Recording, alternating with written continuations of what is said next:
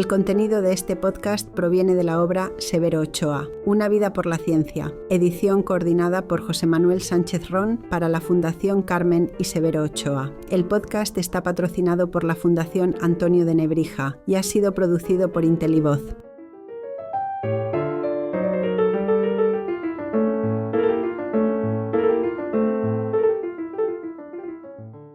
Hola, soy Regina Revilla, presidenta de la Fundación Carmen y Severo Ochoa.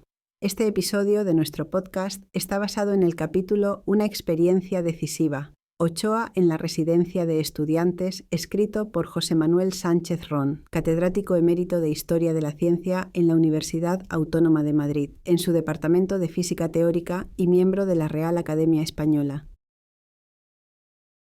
Hay experiencias, fases de una vida que la marcan profundamente y que continúan estando presentes pese al paso de los años. En el caso de Severo Ochoa, su estancia en la mítica residencia de estudiantes y en uno de los laboratorios asociados a ella, el dirigido por Juan Negrín, fue una de ellas. Hay vidas que transcurren estables, casi monótonas, con apenas variaciones, independientemente de que den lugar a logros de esos que quedan inscritos en los anales de la historia. En ciencia pienso, por ejemplo, en Isaac Newton, de fama inmortal, que hasta que decidió dedicarse a otros menesteres, dirigir el Mint, la Casa de la Moneda inglesa, en Londres. Cuando ya había producido toda su obra, apenas abandonó sus habitaciones en el Trinity College de la Universidad de Cambridge, salvo cuando ésta tuvo que cerrar debido a una epidemia de peste bubónica, y entonces lo que hizo fue regresar al hogar familiar en Woolsthorpe. La vida de Severo Ochoa fue muy diferente. Transitó por muy variados escenarios, siempre, eso sí, persiguiendo el deseo de ampliar sus conocimientos científicos. Uno de esos escenarios fue la mítica residencia de estudiantes de Madrid, donde la cultura en su sentido más amplio se dio la mano con la investigación científica. La residencia fue creada mediante un Real Decreto de 6 de mayo de 1910 y formaba parte de la Junta para Ampliación de Estudios e Investigaciones Científicas, JAE, institución fundada en 1907 como un organismo autónomo del Ministerio de Instrucción Pública que presidió desde sus inicios Santiago Ramón y Cajal, el modelo al que siempre admiró Ochoa. Mi devoción y admiración por el hombre que creó la neurología moderna no tenía límites. Escribió en su artículo biográfico La prosecución de un hobby. La residencia de estudiantes tuvo su primera sede en un palacete de la calle Fortuny, número 14, que abrió sus puertas el 1 de octubre.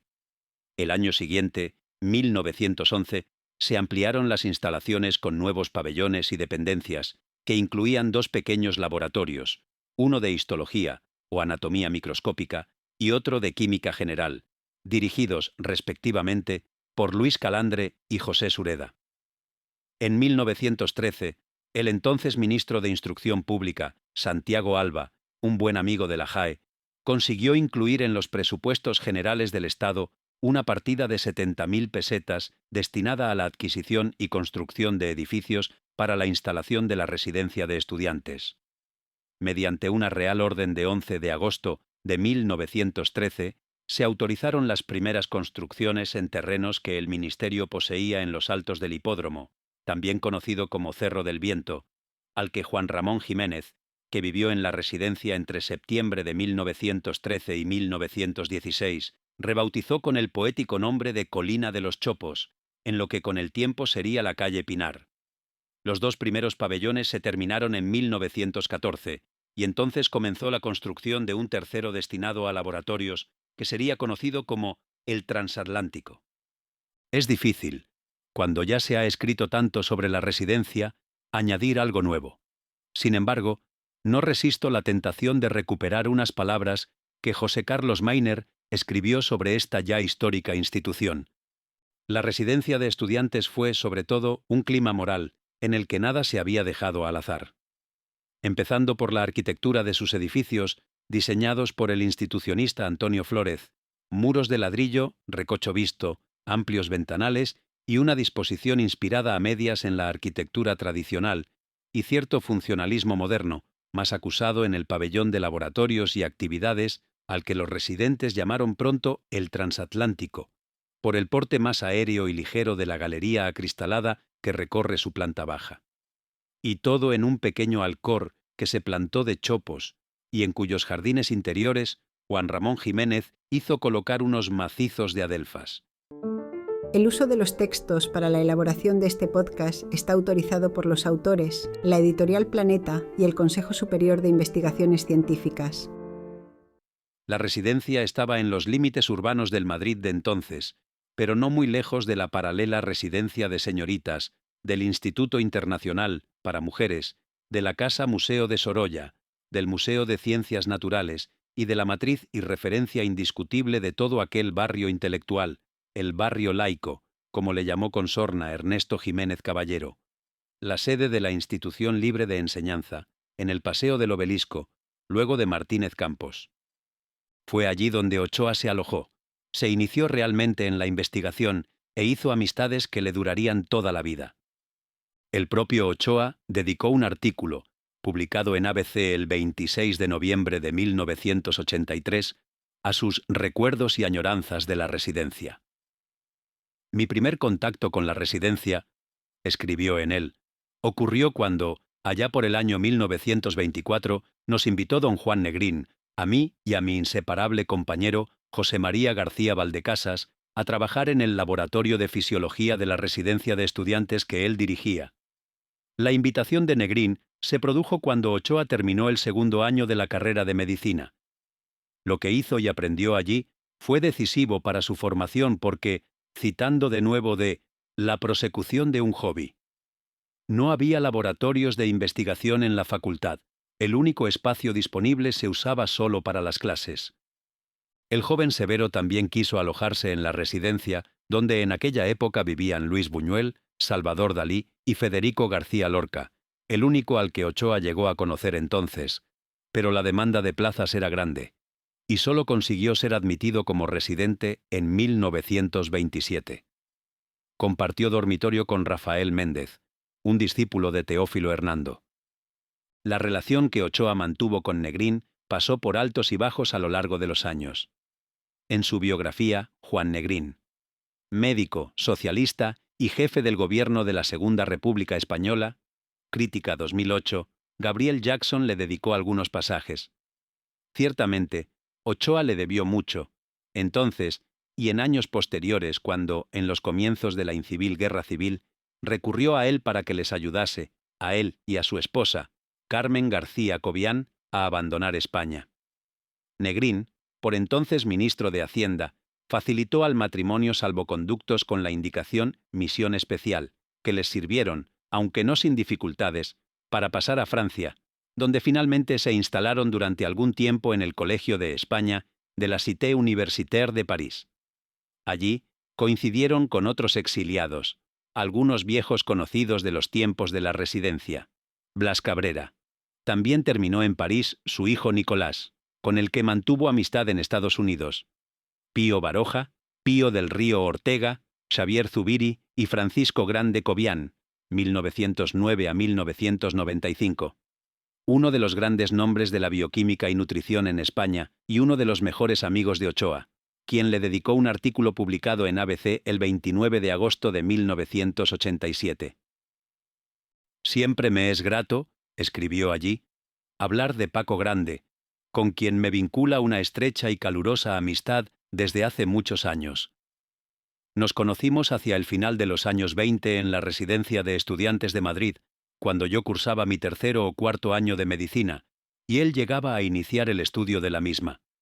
Por aquel entonces, trabajaba yo en el laboratorio de fisiología dirigido por don Juan Negrín, y creo haber tenido alguna influencia en que las aficiones de Grande se encaminaran por los mismos derroteros que las mías.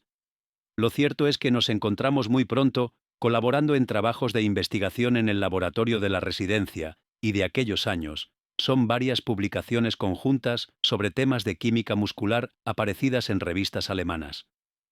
Negrín también intervino para que Ochoa escribiera, en colaboración con otro colaborador del laboratorio, José Domingo Hernández Guerra, 1897-1932, el que fue el primer texto general de bioquímica editado en España, Elementos de bioquímica, publicado en 1927 en la Editorial España, fundada por el propio Negrín, con Luis Araquistáin y Julio Álvarez del Vallo, socialistas destacados, como Negrín, y cuñados entre sí. La obra tuvo bastante éxito y llegó a alcanzar la tercera edición, 1933. Pero Ochoa no vio con buenos ojos que Negrín fuese apartándose de la investigación y ello introdujo un elemento de tensión entre ambos. Desgraciadamente, se lee en el artículo de ABC que dedicó a la Residencia, la valiosísima tutela de Negrín no duró mucho. La vocación científica no cuaja a menudo en España. Negrín pronto se desinteresó de cátedra y laboratorio para dedicarse a otras ocupaciones. Inició estas con la puesta en marcha de un laboratorio de análisis clínicos. Siguió con la de una editorial, en asociación con Luis Araquistáin y Julio Álvarez del Vallo.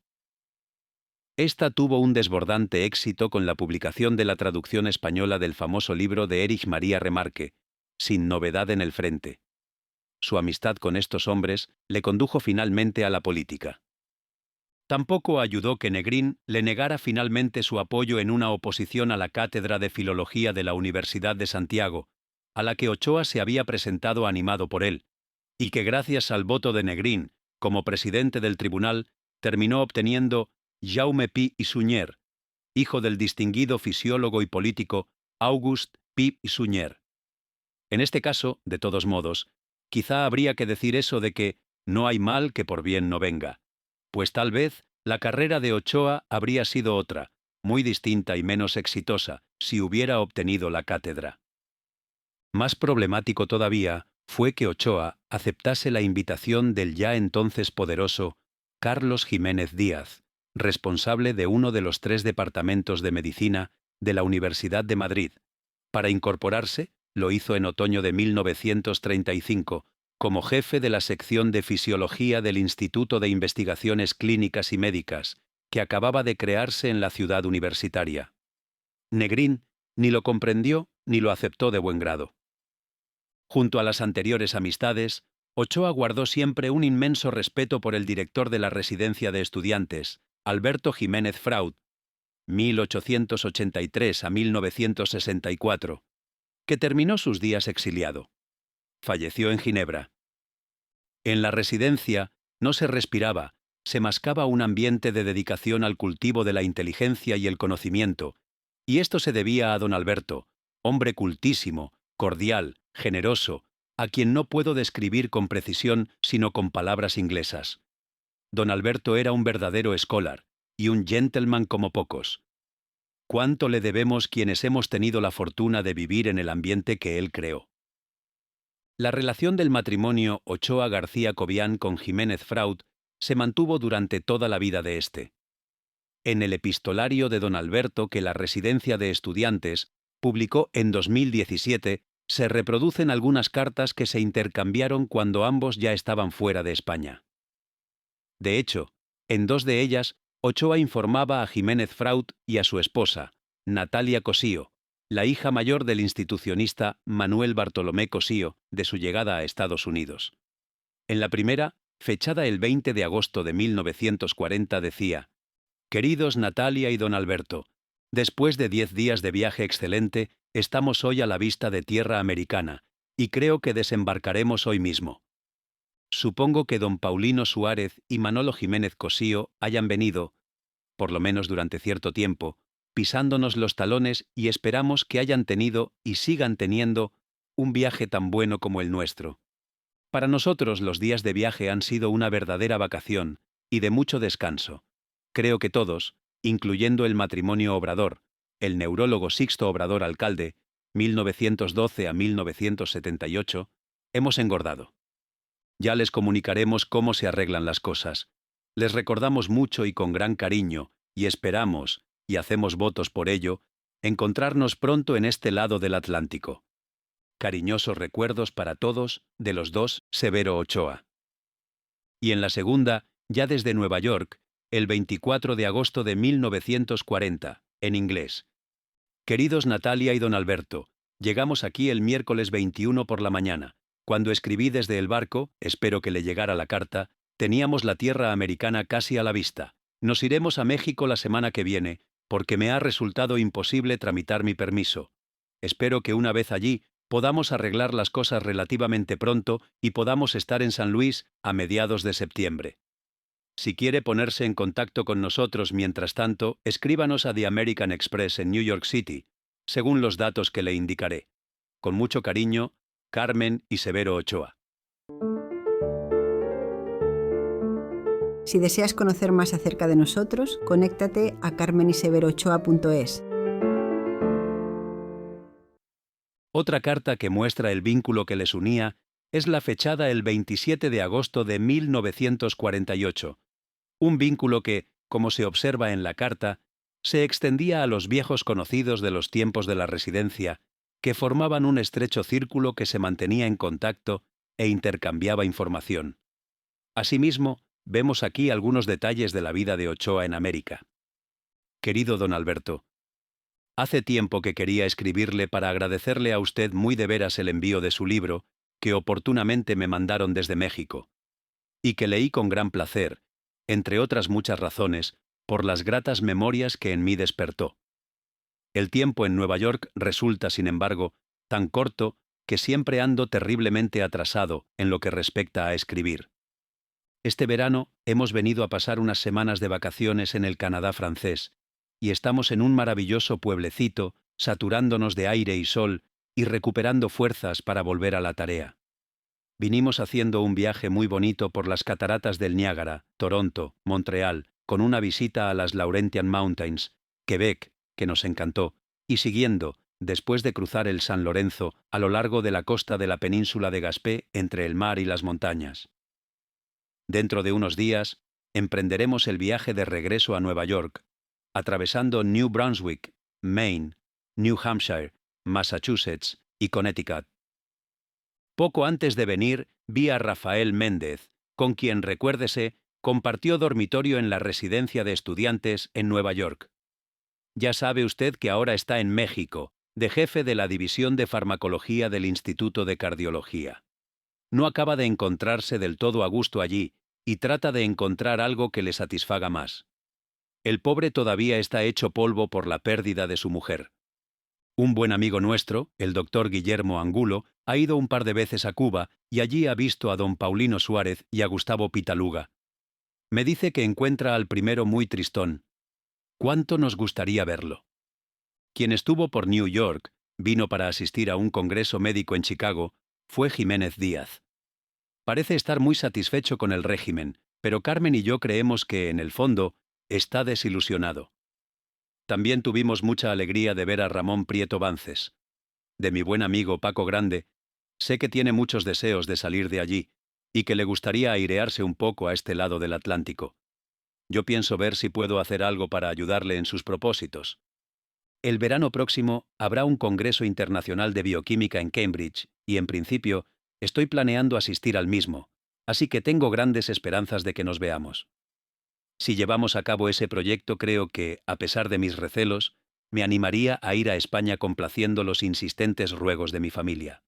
Como creo les dijimos, Carmen estuvo allí el verano pasado, y aunque, después de 11 años, disfrutó enormemente de ver a nuestras familias y amistades, vino con impresiones bastante penosas.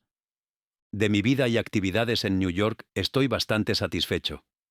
Tengo un buen departamento con poca enseñanza y mucho tiempo para la investigación, y un pequeño grupo de personas jóvenes de mucho empuje, con lo que espero llegar a hacer un buen centro de trabajo científico. De él ya está saliendo trabajo francamente bueno. ¿Qué es de Manolo y Natalita Jiménez Cosío? Denles muchos recuerdos nuestros. A Natalia y a usted les recordamos y saludamos Carmen y yo con el cariño de siempre. Suyo, Severo Ochoa.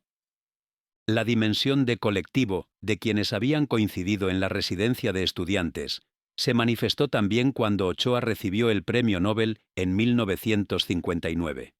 Un ejemplo en este sentido es la carta que el psiquiatra asturiano, antiguo residente y buen amigo de Ochoa, José Solís Suárez, escribió a Alberto Jiménez Fraud el 2 de noviembre de 1959 desde León. Las cartas que recibimos de los residentes que no pudieron asistir se refiere a la reunión que antiguos residentes tuvieron en San Sebastián, el año anterior, 1958, había tenido lugar en León. Están guardadas para enviárselas a usted, y son una verdadera antología de entusiasmo por la vida y la obra de la casa. Todo ello es muy consolador y nos permite superar con esperanza la amargura que nuestra situación presente nos causa. Nuestro espaldarazo han sido los Nobel de Juan Ramón y el reciente de Severo Ochoa. Hace todavía muy pocos días, cuando a las 8 de la mañana me telefoneó mi hermano Ramón para darme la noticia que él acababa de conocer, me dediqué a telefonear a todos los residentes, y la respuesta estereotipada de todos fue: «¿Cómo te lo agradezco? No podrías haberme dado noticia mejor». E inmediatamente, todos los recuerdos se volvían hacia usted, hacia la alegría que usted estaría experimentando en aquellos momentos. No dimos golpe en toda la mañana, que dedicamos a visitarnos y a poner los telegramas a Severo y a enviar la dirección de nuestro premio Nobel a los residentes de fuera de León. Era un premio para Ochoa, pero que los antiguos residentes consideraban también como algo suyo. Recuerdos de un tiempo pasado, de lo que pudo ser y no fue.